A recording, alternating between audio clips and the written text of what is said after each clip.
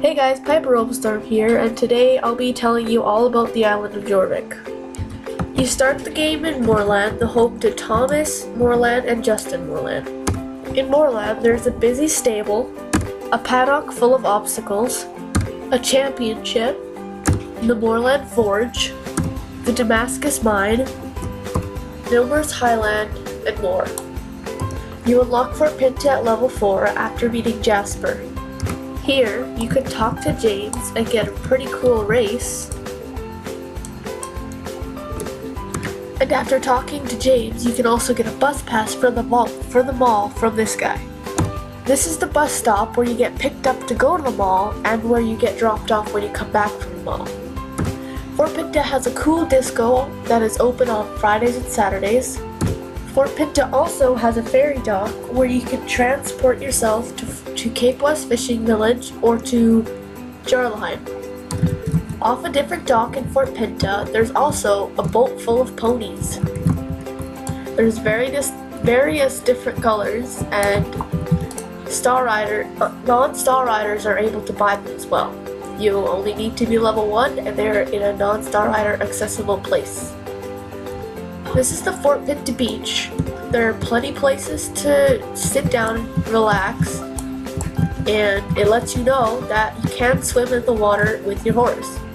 The Fort Pinta beach is the only place you can go deep into the water without your horse not being able to swim and being returned to shore. There's a fun dock that includes a diving board, a distant, quiet, little pretty island just off the edge of the beach that you can go and have a hot dog roast with your friends at. And the best part is that non-Star Riders can play here too. Fort Pinta also has a championship. And now, before I continue into the areas that are only open to Star Riders, I want to give a shout out to my friend Dextra Eagle Valley.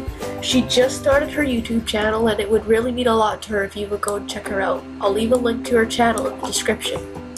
P.S. She's the one who lets me borrow her laptop for these videos, so you should really go check her out. This is the horse market. It moves around in all different areas on the map, so sometimes when it's in Fort Pinta, non-Star Riders can also access this horse market. Not all the horses in it though are available to non-Star Riders. Some of them have a level requirement, but most of them you non-Star Riders are able to buy. Like this Frisian sport horse, for example, has the restriction of a level 8 player. This means that only Star Riders can purchase this horse from the market. Non-Star Riders can buy other horses.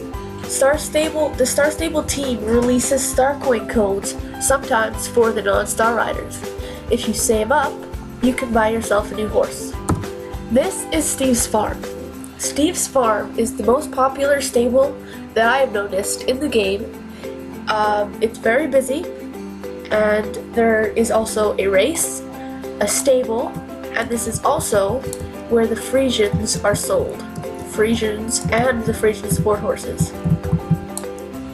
Located just beside Steve's Farm is Silverglade Village. Silverglade Village is full of fun things to do, including creating a club, styling your hair, and buying new things for your character to wear, or the club hall. Silverglade also has a brand new championship that Star Riders can participate in. This is Marley's farm. Marley teaches you how to do his own jumping course in a paddock and how to do barrel racing. Marley's farm gives you the opportunity to buy a bunch of different horse breeds with the new American paint horse model and animations. Not only are there 6 new beautiful model horses, but there are also the older horses still available to buy at his farm. This is the Silverglade Equestrian Center, also known as the Manor for short. The Manor is known for its beautiful museum, challenging races, and its rows and rows of grapes. Below is the riding hall. The riding hall is located between the Manor and Golden. Inside the doors of the riding hall are 2 arenas, Arena A and Arena B. Inside Arena A is an open, large area for for anyone wanting to practice dressage routines or anything that they would like. Arena B is a jumping arena. This arena is full of bar jumps, levels 1, 2, and 3. Off in the far corner is something that you can click to see the entire arena and watch your friends. Inside the riding hall is Reed Kessler, who, when you're first introduced to the riding hall, is your trainer. Then, after you finish being introduced, Lynn is the one you get your daily races from. This is the Golden Hills Valley Gate. This is the main entrance, which is just off the riding hall, and this can be opened and unlocked at level 14 or at the end of level 13.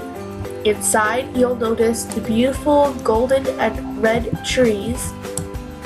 The first thing that you come across in Golden is Jasper's Pumpkin Farm. Spoiler alert, so if you have not done this yet, and you don't want it to spoil, do not watch any further.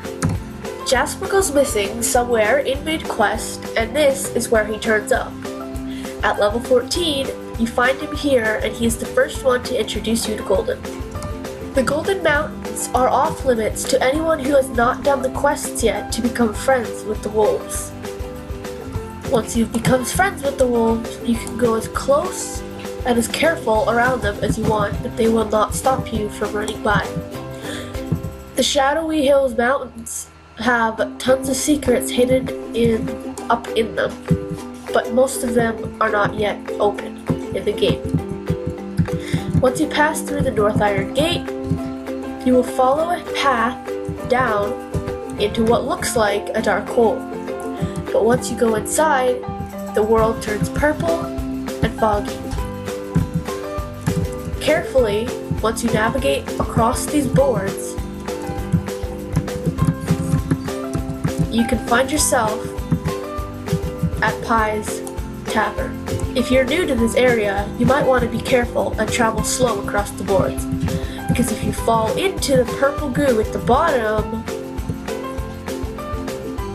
you get sent back to the beginning. Luckily, your horse will pull you back to safety.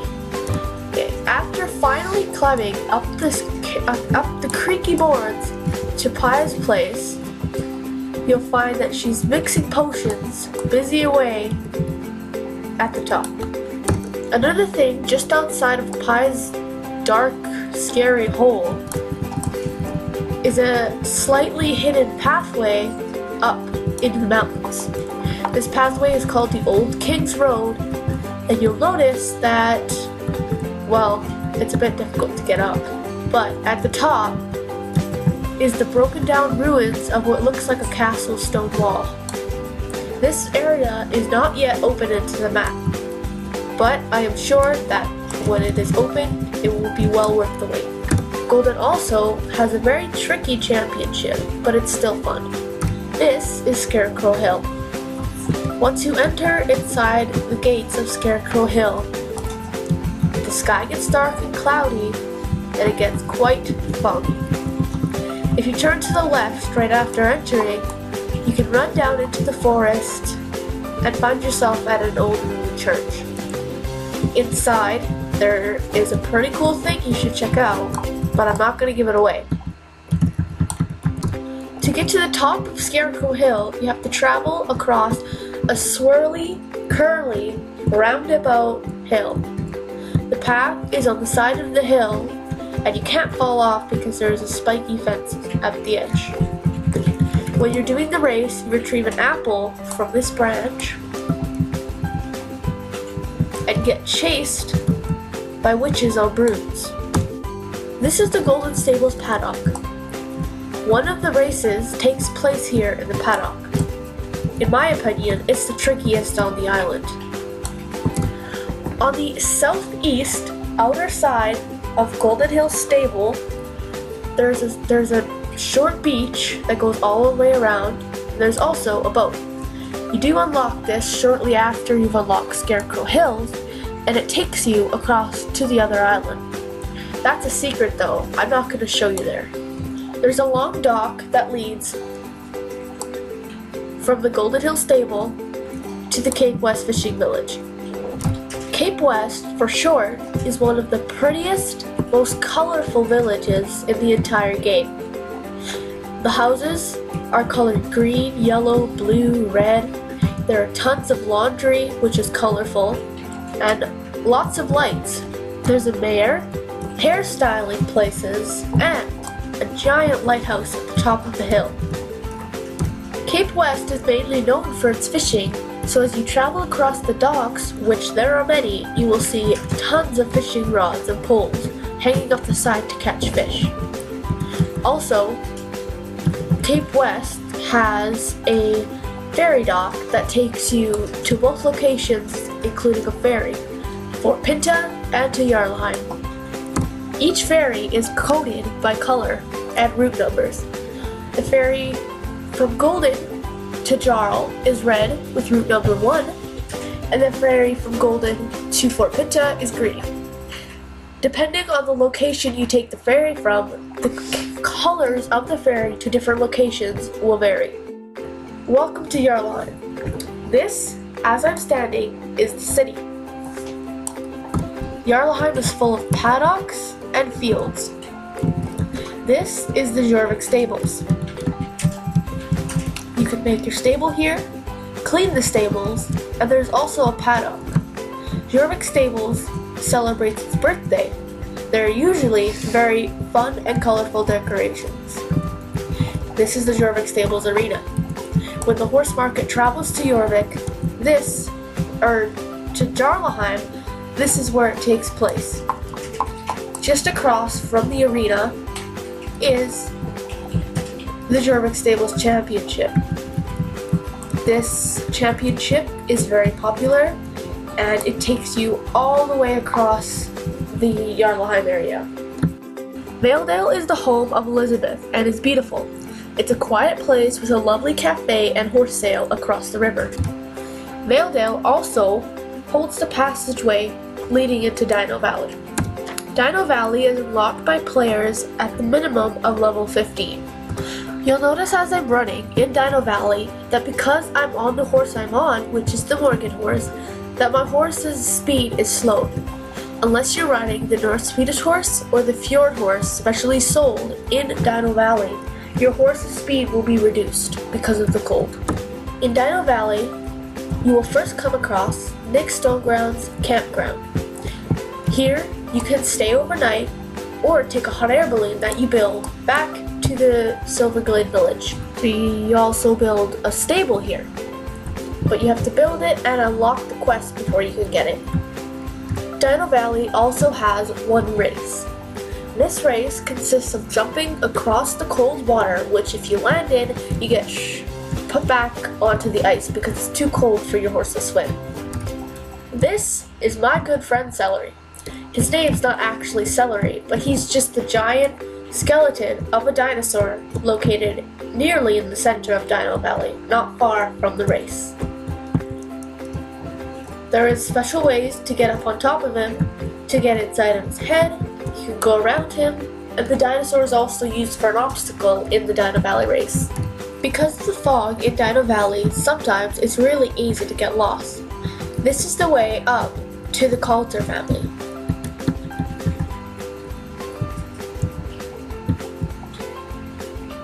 The Coulters are the one who sell the Fjord horses.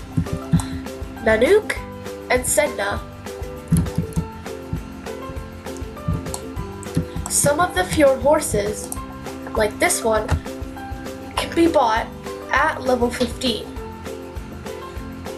Sorry, they actually can't be bought at the max level. I was looking at the level restriction, so you have to be at least level 15 to buy the Fjord horse, and you also need to have become liked or popular with Nanook and Sedna to be able to gain their trust enough to buy their horse. This is Firgrove Village. Firgrove Village is a quiet place out on the far side of the Jorvik Island. Surrounded by heavy forest, there is a council hall right ahead, stable, and shops. The Morgan horses are also sold in Firgrove. Behind me it is quite busy, but that is usually because New Morgan horses are sold here, as well as other horses. And that is the end of my tour of Jorvik. This video was mainly made for my non-Star Rider viewers and friends, or anyone who is interested.